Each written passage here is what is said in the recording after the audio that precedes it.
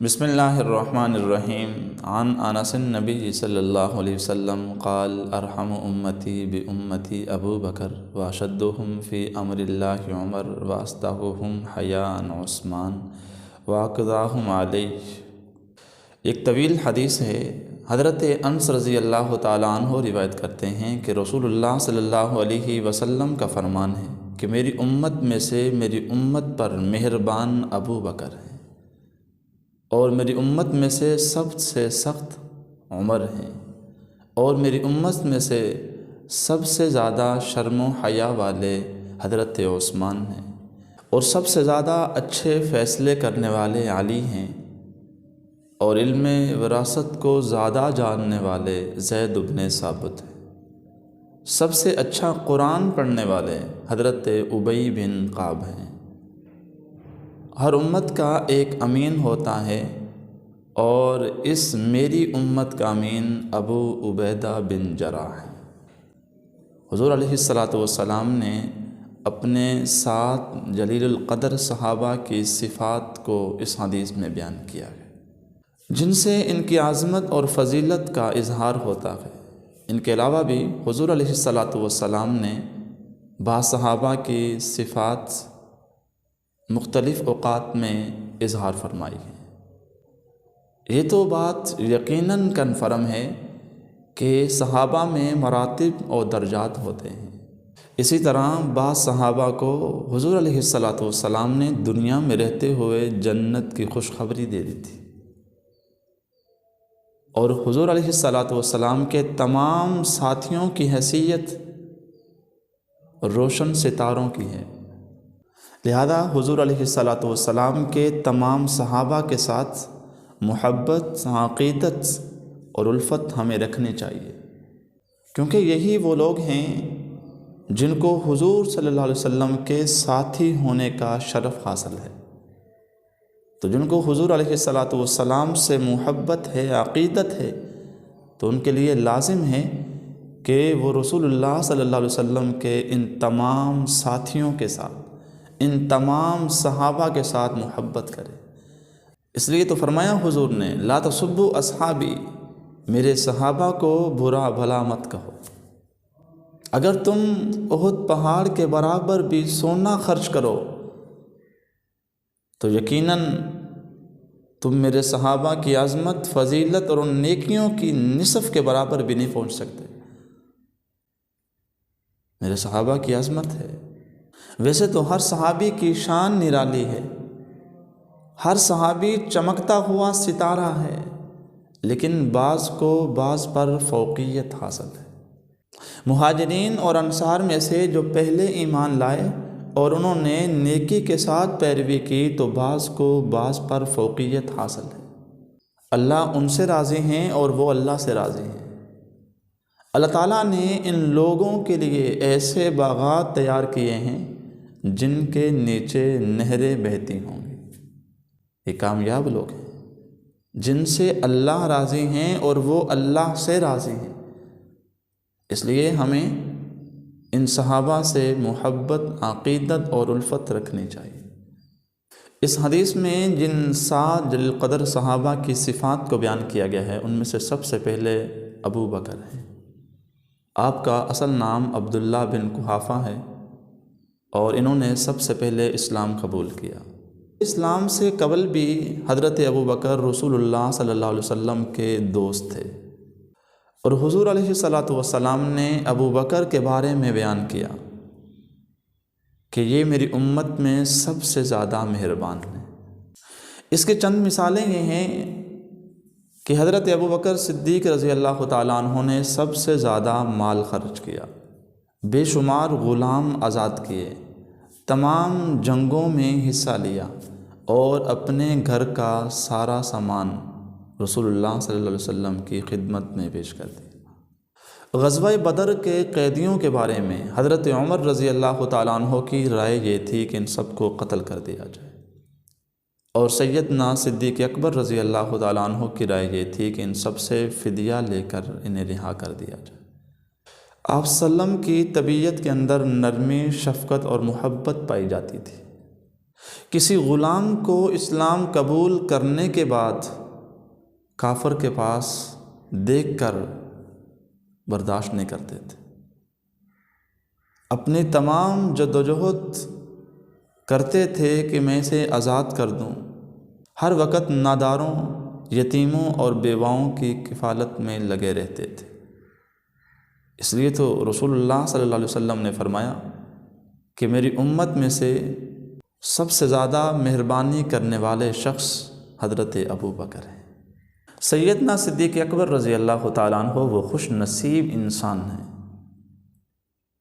جو جنت میں حضور کے رفیق ہوں گے۔ یہ صرف یہ نہیں کہ اللہ کے نبی نے دعا مانگی، بلکہ اللہ نے دعا کو قبول بھی کیا۔ تو حضور نے فرمایا ابو بکر جنت میں میرے رفیق ہوں گے۔ آج سوال ہوتا ہے کہ ابو بکر کی شان کے بارے میں آپ کچھ الفاظ کہیں، تو بھائی ہماری کیا حیثیت ہے؟ 63 سال زندگی حضور علیہ الصلاۃ نے گزاری، 63 سال زندگی میں کبھی حضور نے جھوٹ نہیں بولا، اس زبان سے یہ الفاظ ادا ہوئے کہ ابو بکر سچے ہیں۔ تو اللہ نے سیدنا صدیق اکبر کو بڑی فضیلتوں سے نوازا ہے، بڑی عظمتوں سے نوازا ہے۔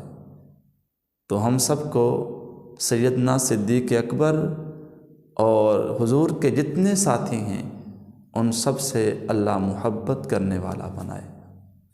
اس حدیث میں جن 7 جلیل القدر کی صفات کو بیان کیا گیا ہے ان میں سے نمبر 2 حضرت عمر رضی اللہ تعالیٰ عنہ۔ آپ کا نام عمر تھا، آپ خطاب کے بیٹے تھے، آپ بہت بہادر اور اپنے نظریات میں بڑے سخت تھے، اور رسول اللہ صلی اللہ علیہ وسلم نے آپ کے اسلام قبول کرنے کی اللہ سے دعا کی تھی۔ علماء کہتے ہیں کہ حضرت عمر کی بہادری یہ دین کے کام آئی۔ حضرت عمر رضی اللہ تعالیٰ عنہ نے فرمایا کہ اگر ہم سچے ہیں تو ہم چھپ کر نماز نہیں پڑھیں گے، لہذا حضرت عمر کے اسلام قبول کرنے کے بعد نماز کھلے عام ادا کرنی شروع کر دی گئی۔ حضرت عمر نے غزوہ بدر کے قیدیوں کو قتل کرنے کا مشورہ دیا، جس کی تائید میں اللہ کی وحی نازل ہوئی۔ اسلام کو مضبوط اور مستحکم دیکھنا چاہتے تھے اور کفر کے نظام کو مغلوب کرنا چاہتے تھے۔ آپ نے 10 سال خلافت کی اور کئی ملک فتح کیے اور ان کو نظام اسلام کے تحت کیا۔ کفر آپ سے خوف زدہ رہتے تھے۔ حضرت عمر کی کیا شان! جس راستے پر عمر چلتا ہے شیطان راستہ بدل لیتا ہے۔ حضور نے فرمایا اگر میرے بعد کوئی نبی ہوتا تو وہ عمر ہوتا۔ تو حضرت عمر رضی اللہ تعالیٰ عنہ سے محبت، الفت اور عقیدت ہم سب کو رکھنی چاہیے۔ اس حدیث میں جن 7 جلیل القدر صحابہ کا نام لیا گیا ہے ان میں سے نمبر 3 پہ حضرت عثمان بن عفان رضی اللہ تعالیٰ عنہ، قبیلہ قریش سے آپ کا تعلق تھا۔ حضرت عثمان حضرت ابو بکر رضی اللہ تعالیٰ عنہ کی دعوت پر مسلمان ہوئے تھے۔ آپ کا شمار ابتدائی مسلمانوں میں ہوتا ہے۔ ہجرت حبشہ کرنے والوں میں سے آپ اور آپ کی اہلیہ کا نام بھی شامل ہے۔ آپ کی خاص فضیلت یہ ہے کہ رسول اللہ صلی اللہ علیہ وسلم کی 2 بیٹیوں کا نکاح یکے بعد دیگر آپ سے کروایا گیا۔ اسی وجہ سے آپ کو ذی النورین 2 نوروں والا کہا گیا۔ آپ شرم و حیا کے پیکر تھے۔ رسول اللہ صلی اللہ علیہ وسلم نے اپنی امت میں سب سے زیادہ شرم و حیا والا آپ کو پایا۔ آپ کے بارے میں مشہور ہے کہ آپ کبھی بھی ننگے بدن نہیں نہائے، ہمیشہ تہمت باندھ کر نہائے۔ ایک دفعہ رسول اللہ صلی اللہ علیہ وسلم اپنے گھر میں تشریف فرما تھے۔ آپ کی پنڈلی سے کپڑا سرکا ہوا تھا۔ حضرت ابو بکر آئے، حضرت عمر آئے، حضور علیہ الصلاۃ والسلام ویسے ہی بیٹھے۔ لیکن جب حضرت عثمان رضی اللہ تعالیٰ عنہ نے آپ سے اندر آنے کی اجازت طلب کی تو آپ نے فوراً پنڈلی ڈھانپ لی۔ تو رسول اللہ صلی اللہ علیہ وسلم سے پنڈلی ڈھانپنے کا راز پوچھا تو حضور علیہ السلام نے فرمایا، میں اس شخص سے حیا کیوں نہ کروں جس سے حیا فرشتے بھی کرتے ہیں۔ تو سیدنا عثمان رضی اللہ تعالیٰ عنہ کو بہت زیادہ فضیلتوں سے اللہ تعالیٰ نے نوازا ہے، تو ہمیں حضرت عثمان سے بھی بے پناہ محبت، عقیدت اور الفت رکھنی چاہیے۔ اس حدیث میں جن 7 جلیل القدر صحابہ کی صفات بیان کی گئی ان میں سے ایک حضرت علی بھی ہے۔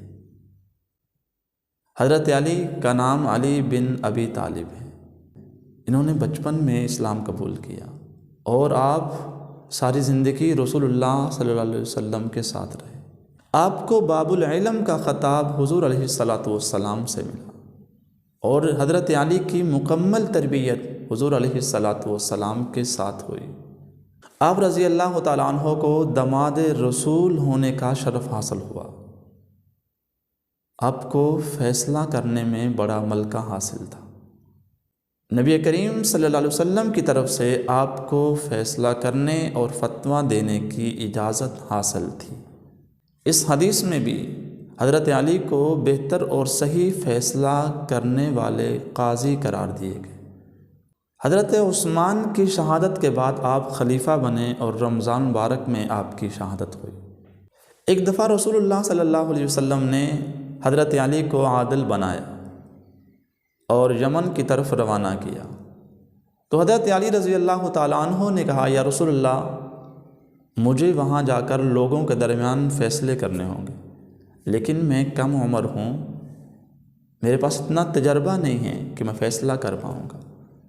تو رسول اللہ صلی اللہ علیہ وسلم نے ان کے سینے پر ہاتھ رکھ کر دعا کی۔ تو اس کے بعد حضرت علی فرماتے ہیں کہ 2 آدمیوں کے درمیان فیصلہ کرنے میں مجھ پر کبھی شک نہیں ہوا۔ اس حدیث میں جن 7 صحابہ کی صفات کو بیان کیا گیا ہے ان میں سے ایک حضرت زید بن ثابت ہے۔ حضرت زید بن ثابت کا شمار جلیل القدر صحابہ میں سے ہوتا ہے۔ آپ کاتب وحی ہیں۔ حضور صلی اللہ علیہ وسلم کی ہدایت کے مطابق یہودیوں کی سریانی زبان 17 دنوں میں آپ نے سیکھ لی تھی۔ آپ کو حلال و حرام اور علم وراثت کے علم کو جاننے والا ماہر قرار دیا گیا۔